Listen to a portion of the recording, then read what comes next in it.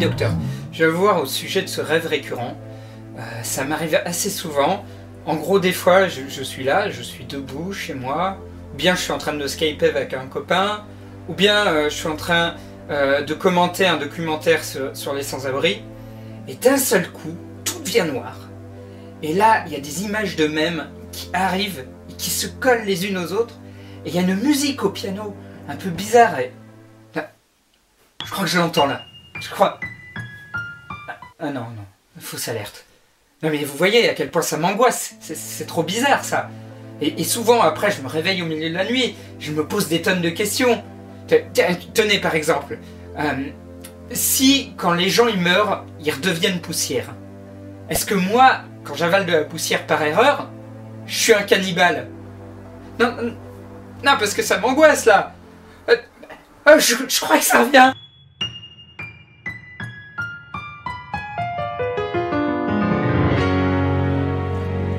Le Philosoptor est un mème de type Advice Meme représentant un vélociraptor qui réfléchit. L'image est encadrée par deux phrases, l'une qui pose le gag, l'autre qui pose la chute. Non mais c'est vrai que c'est n'importe quoi ce rêve. À qui je parle? Je suis seul dans mon jardin, il n'y a personne en face de moi. Et pourquoi je fais des grands gestes comme si je désignais quelque chose? Il n'y a rien. Et pourquoi je parle de raptor? C'est vrai que les dinosaures ça m'angoisse en ce moment. Je me dis... Les dinosaures qui sont morts, ils sont devenus l'essence. Or, l'essence, ça sert à faire du plastique. Et ce qui veut dire que les petits dinosaures en plastique qu'on trouve dans les magasins, ils sont faits à base de vrais dinosaures. Le mème du Philosoptor est né en 2009 dans la vague des Advice Animals, des petits conseils foireux illustrés par des petits animaux. Il y avait par exemple Advice Dog, le bien nommé et ses conseils débiles, Courage Wolf et ses maximes encourageantes over the top, Paranoid Parrot, les conseils du parano, et Insane Wolf, qui... c'était dégueulasse quoi. L'idée de base du Philosoptor est de poser des questions amusantes. Et certaines sonnent comme des paradoxes, une forme de question dont la tradition remonte jusqu'à l'Antiquité. Dérivé du grec paradoxos, le paradoxe est un raisonnement qui aboutit à une absurdité. Les tout premiers paradoxes sont ceux de Zénon d'Élée, qui réussit à prouver par l'absurde que le mouvement n'existe pas, comme le montre le paradoxe d'Achille et de la tortue. Le héros Achille tente de rattraper une tortue à 100 mètres. Lorsqu'Achille parcourt 100 mètres, la tortue en parcourt 1.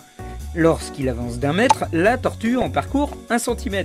Lorsqu'il parcourt 1 cm, la tortue parcourt 1 mm, etc., etc., etc., ce qui fait qu'Achille ne pourra jamais dépasser la tortue. Bon, les mathématiques, la physique et l'expérience ont prouvé que c'était bidon, mais j'adore cet exemple. Avec le temps, les paradoxes les plus célèbres sont devenus ceux de type « si c'est vrai, alors c'est faux » et vice-versa. Ça, c'est la partie récurrente de mes rêves. D'un seul coup, il y a des schémas et des petits dessins animés mal foutus. C'est vraiment trop bizarre. C'est comme les monstres. Si un vampire, il mord un zombie, est-ce qu'il devient un zombie ou est-ce que c'est le zombie qui devient un vampire?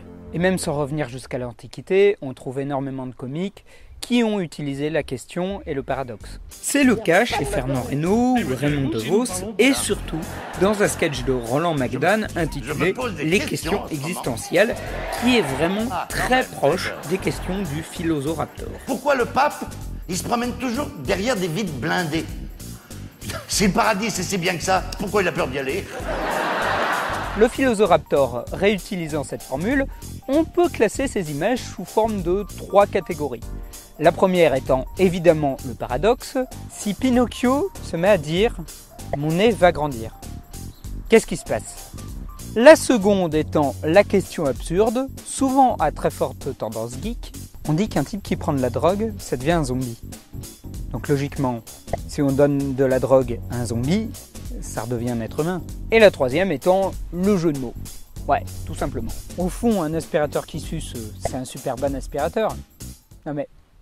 Enfin voilà, c'est ça, de traduire des jeux de mots, ça foire, ça marche pas. Non mais ça n'a aucun sens. À qui je m'adresse là? Et puis personne ne m'a demandé de faire des jeux de mots. Et puis ça se voit bien que c'est un rêve. Je passe de lieu en lieu sans qu'il y ait de transition normale. Et ça m'angoisse, toutes ces questions, ça continue. Des fois c'est pas juste dans mon sommeil, hein. Des fois c'est à n'importe quel moment de la journée. L'autre jour, j'étais sur une piste de danse, et d'un seul coup, bam, ça m'est venu. Je me suis dit, mais si on dit que le temps c'est de l'argent, ça veut dire que c'est du temps qu'on travaille. Et en fait, on n'achète pas les objets avec de l'argent, mais avec du temps de notre propre vie. Ah bon, vous avez retrouvé un boulot? Non. C'est vrai, pourquoi je pense à ça? Sans vraiment parler de plagiat, certains même ont des gags qui ressemblent assez à ceux du Philosopher. On trouve ainsi d'autres advice même reprenant le principe. Matrix Morpheus, le visage de Morpheus de Matrix, où il révèle au lecteur une grande vérité qui peut l'étonner. Faisant référence à un célèbre passage du film, il commence toujours par « If I told you », ce qui signifie « Et si je te disais que ». Conspiracy Keanu, le visage de Keanu Reeves, les cheveux complètement en vrac, venant soudainement d'avoir une révélation. Si la photo n'a rien à voir avec Matrix, on se réfère cependant au personnage de Neo dans Matrix, comme s'il s'enfonçait dans une pensée encore plus conspirationniste qu'il ne l'était. Student Clarity Clearance, l'image d'un jeune homme sur une piste de danse qui semble tout à coup connaître lui aussi une révélation. Comme soulevé par cette image, ces mêmes sont suffisamment proches pour que certains disent qu'il s'agit au fond du même concept. Et il arrive assez souvent que ces images dialoguent et se répondent entre elles. Mais l'image la plus populaire et la plus utilisée reste encore celle du Philosopher. Il suffit de voir ce personnage pour se dire qu'il est en train de se poser des tonnes de questions. Même si certains ont argumenté du fait que la petite griffe qui se trouve sous sa tête fait en réalité partie de sa patte arrière, ce qui brise un petit peu le mythe. Le dessin original fut créé par un homme du nom de Sam Smith en 2008 afin d'illustrer un t-shirt. La vanne consistant à mélanger philosophe et vélociraptor était venue en voyant un de ses copains bosser à côté d'une figurine de dinosaure. Quelques années plus tard, en voyant que son image était un peu partout sur le net et réutilisée sans qu'il ne touche le moindre droit d'auteur, il décida de la déclarer comme faisant partie du domaine public, ce qui permit sa réutilisation par tout le monde et par d'autres pour des produits dérivés. Il y a des vidéos sur YouTube et des déclinaisons. Ainsi, on trouve des Philosopher qui ont été Pokémonisés, My Little Ponisés ou World of Warcraftisés. Ce qui est amusant, c'est qu'au final, une bestiole morte depuis 1 million d'années, mais qui devait être un carnivore monstrueux, qui devait dévorer énormément et un chasseur terrible, est devenue, par la force des choses, une franche rigolade. Un peu comme les Raptor Jesus. Tout le monde, au fond, maintenant aime bien les raptors. J'aime bien les raptors, et le psy qui se trouve dans mes rêves aime bien les raptors. Parce que je fais des rêves souvent où je suis en train de me poser la question de... Et là, c'est le moment où j'affirme que je rêve que je vais chez le psy. Attendez. Si les moments où je suis dehors, c'est un rêve. Si le moment où je suis chez le psy, c'est un rêve. Elle est où la réalité? Vous êtes dans la réalité. Oh. Oui, vous traversez seulement un épisode de podcast où vous pensez que ce qui vous arrive, normalement, en réalité, est une illusion. C'est un cliché super répandu dans les séries et dans les fanfictions. Ah, mais je connais ce cliché. Il a donné lieu à pas mal d'images sur le net. Et d'ailleurs, si j'étais dans mon rêve, eh bien, je dirais aux gens... à la fin de la vidéo, je cassais le cliché du rêve et ça part d'un mème que j'ai du mal à aborder, qui est celui autour de Ruined Childhood. Une expression qui signifie « mon enfance vient d'être gâchée ». Cette expression est passe-partout et désigne à la fois une déception d'enfance, un regard d'adulte sur les nouveaux enfants, et d'autres trucs liés à la nostalgie des années 80 et 90. Sous cette appellation, on trouve aussi des théories de fans chargées d'expliquer à quel point l'univers joyeux de telle ou telle série ne cache que la face sombre d'un monde atroce. Par exemple, l'univers d'Harry Potter ne se passe qu'à travers l'esprit d'Harry qui confond l'institut psychiatrique où il est interné avec une école de magiciens. Ou bien, dans les Razmoket, en réalité, tout ne se passe que dans la tête de Jessica, et les Razmoket ne sont que des amis imaginaires liés aux enfants morts du quartier. Ou le prince de Bel-Air, qui en réalité ne se passe que dans la tête de Will Smith, qui vient de mourir suite à un incident de basketball que l'on voit dans le générique. Ou bien dans Pokémon, tout ne se passe que dans la tête de Sacha, qui est dans le coma et...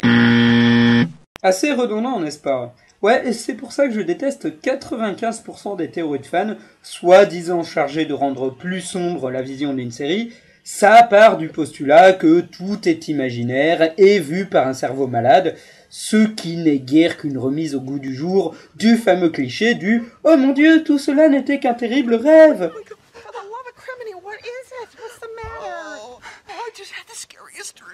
C'est triste. Et pourtant, j'adore certaines théories de fans, dont une sur Pulp Fiction qui est scotchante. Et certains trucs assez géniaux partent du postulat du cerveau détraqué. Les films de David Lynch, l'épisode de Buffy où elle est dans un hôpital psychiatrique, etc., etc. Mais là, c'est bidon et très facile. Surtout que, pour reprendre l'exemple d'Harry Potter, tout ce que l'on voit est déjà embelli par le cerveau d'Harry. Par exemple, dans Harry Potter et le prince de Sang-Mêlé, on peut voir que Poudlard est moins féerique qu'avant. On voit des ados qui se bécotent, des professeurs qui sont plus complexes et moins manichéens. Bref, on voit les choses d'un point de vue d'un lycéen. Là où lorsqu'Harry était enfant, on voyait le côté merveilleux et foufou du pensionnat. Donc, pas besoin de rajouter une histoire de maladie mentale par-dessus. Et pas besoin de nous faire croire que ça va changer notre perception des choses ou gâcher notre enfance. Ça ne gâche pas notre enfance, c'est juste une théorie stupide. Oui. Oui, tout à fait. Et d'ailleurs, je remercierai les gens qui se sont abonnés à la chaîne YouTube. Et je leur dirai d'ailleurs que pour eux, se trouve le making-of de la chronique facile numéro 3. Intéressant. Oui, et je dirais aux gens de ne surtout pas hésiter à visiter mon blog qui s'appelle La Chronique Facile du Mercredi, et où chaque mercredi, je parle d'un mème complètement différent. Et votre mère, est-ce qu'elle lit La Chronique Facile du Mercredi ?